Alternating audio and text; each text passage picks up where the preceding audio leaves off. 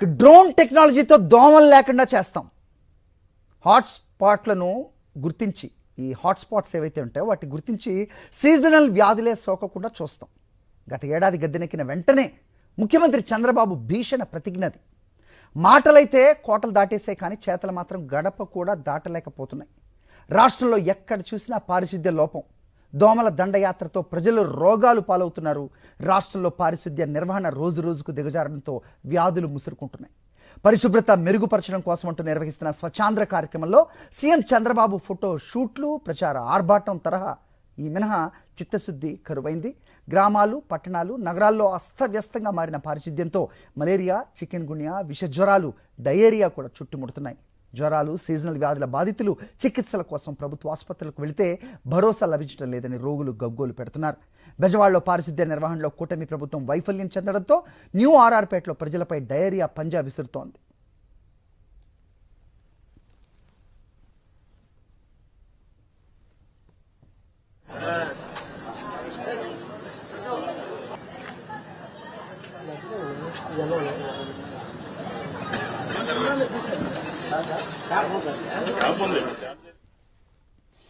Dairy కేసులతో బెజవాడ గజగజ వణికిపోతోంది. కొత్త రాజేశ్వరిపేటలో వందలాది మంది ఆసుపత్రుల పాలవుతున్నారు. ఇప్పటివరకు సుమారు 300 మంది డయేరియాతో బాధపడుతున్నారు. ప్రభుత్వ లెక్కల ప్రకారం 273 కేసులుండగా ప్రభుత్వం 121 మంది చికిత్స పొందుతున్నారు. 152 మంది డిశ్చార్జ్ అయినట్టుగా ప్రభుత్వ లెక్కలు చెబుతున్నాయి. అయితే ఇళ్లలో కూడా, ప్రైవేట్ ఆసుపత్రుల్లో కూడా ఇంకా అనేక మంది బాధితులు ఉన్నట్టుగా తెలుస్తోంది. పూర్తి స్థాయిలో ప్రభుత్వం లెక్కలు చెప్పడం లేదనే విమర్శలు వెలువెత్తుతున్నాయి.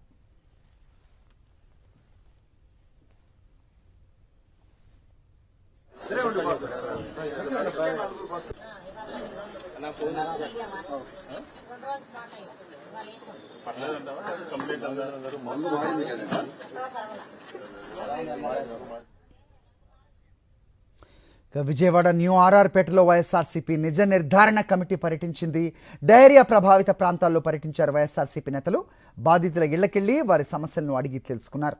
తమను సరిగా పట్టించుకోలేదని వైఎస్ఆర్సీపీ నేతల వద్ద డయేరియా బాధితులు ఆవేదన వ్యక్తం చేశారు. మెడికల్ క్యాంపుల వద్ద సరైన వైద్యం అందటం లేదని, స్థానికంగా ఆర్ఎంపీ వద్ద వైద్యం చేయించుకున్నామని తెలిపారు. రంగు మారిన నీటిని తాగుతున్నామంటూ బాధితులు వైఎస్ఆర్సీపీ నేతలకు వాటర్ బాటిల్స్ చూపించారు. డయేరియా ప్రభావిత ప్రాంతాల్లో మాజీ ఎమ్మెల్యేలు మల్లాది విష్ణు, ముండితోక జగన్మోహన్ రావు, సత్తెనపల్లి ఇన్ఛార్జ్ డాక్టర్ గజ్జల సుధీర్ భార్గవరెడ్డి, అలాగే ఎన్టీఆర్ జిల్లా వైఎస్ఆర్సీపీ అధ్యక్షుడు Devineni Avinash, mayor Rayana Bhagyalakshmi, deputy mayor Avathu Sailaja Reddy, Guntur parliament పరిశీలకులు పోతిన మహేష్, షేక్ ఆసిఫ్, అలాగే పలువురు ముఖ్య నేతలు పర్యటించారు.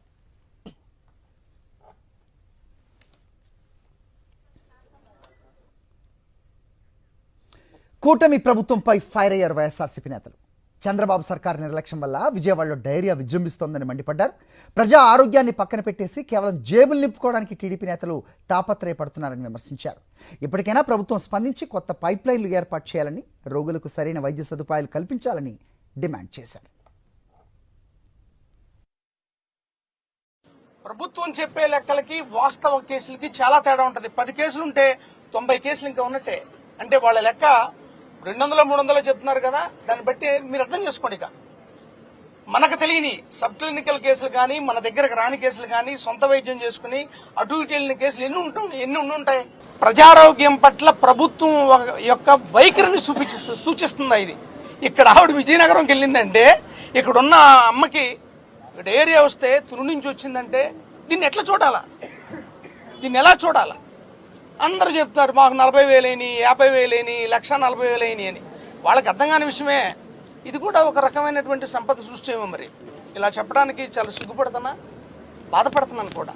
కానీ ఎలాంటి వాళ్ళు వీళ్ళంతా చిన్న చిన్న మనుషులు. ఆటో డ్రైవర్ కొడుక్కి వాంతులు విరోచనాలు అయితే చూసేవాడు లేక ఒక ప్రైవేట్ హాస్పిటల్లోకి వెళ్తే 1,40,000 అయింది. ఇప్పుడు మళ్ళా భార్యను తీసుకొచ్చి అక్కడ ఉన్నాడు. ఎలాంటి వ్యక్తుల మీద మీరు ఈ భారాన్ని మోపుతున్నారు? ఇది మీరు ఖచ్చితంగా ఆలోచించాలా. కానీ ప్రజలందరికీ అర్థమైపోయింది మీది ఎంత నిర్లక్ష్య వైఖరో, ఎంత బాధ్యతాయుతమైనటువంటి స్థానాల్లో ఉన్న వ్యక్తులు మాట్లాడుతుంది ఏంటో తెలుసా? బిల్డింగులు కడితే మెడికల్ కాలేజీలు అయిపోతాయా అంటే, ఉత్తి బిల్డింగులు ఉంటే ఈ కాలేజీకి నేషనల్ మెడికల్ కౌన్సిల్ సీట్స్ ఇస్తుందా, ఎలా చేస్తుందా? అసలు ఇంగితం ఉండాలి కదా, కాసింత ఆలోచించాలి కదా. 5 రోజులైనా ఈ సిగ్గులేని కూటమి ప్రభుత్వం నాయకులకి ప్రజా ఆరోగ్యం మీద ఒక శ్రద్ధ కానీ లేదు అని చెప్పని ఈరోజు వైఎస్ఆర్ కాంగ్రెస్ పార్టీ తరఫున అందరం గారు చెప్పుతున్నాం. ఈరోజు ఎవరైతే ఈ జిల్లా ఇన్ఛార్జ్ మంత్రికి ఎవరున్నారు, సత్యకుమార్ యాదవ్. ఈరోజు హెల్త్ మినిస్టర్గా ఉన్న ఆయన పట్టించుకోవట్లా. అదేవిధంగా మొన్నే మున్సిపల్ శాఖ మంత్రి వచ్చారు నారాయణ గారు, ఆయన పట్టించుకోవట్లా.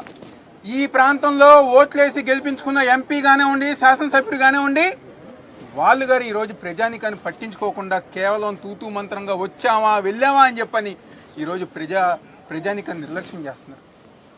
మాకు కావాల్సింది ఇక్కడ ఉన్న ప్రజానికానికి సరైన వైద్యం కావాలి. ఎక్కడ ఇబ్బంది వచ్చిందో, డయేరియా ఎందుకు వచ్చిందో అని చెప్పని కనిపెట్టి వాళ్ళకు కావాల్సిన సౌకర్యాలు కానివ్వండి, సదుపాయాలు అందించాలని చెప్పని ఈరోజు వైఎస్ఆర్ కాంగ్రెస్ పార్టీ తరఫు మేము అందరం డిమాండ్ చేస్తున్నాం. ఈరోజు వాళ్ళ శ్రద్ధ అంతగా ప్రజానికం మీద లేదు, ప్రజానికం ఒక ఆరోగ్యం మీద లేదు. కేవలం ఆ ఒక విజయవాడ ఉత్సవం జరపాలి అని చెప్పని దాని మీదుగా డబ్బులు దండుకోవాలని చెప్పని ఒక ఆలోచనతో ఎంపీ ఎమ్మెల్యేలు ఉన్నారు. కానీ ఈరోజు ప్రజానికం గురించి పట్టించుకోవాలని చెప్పని ఏ ఒక్కరి గారి ఉద్దేశం లేదు.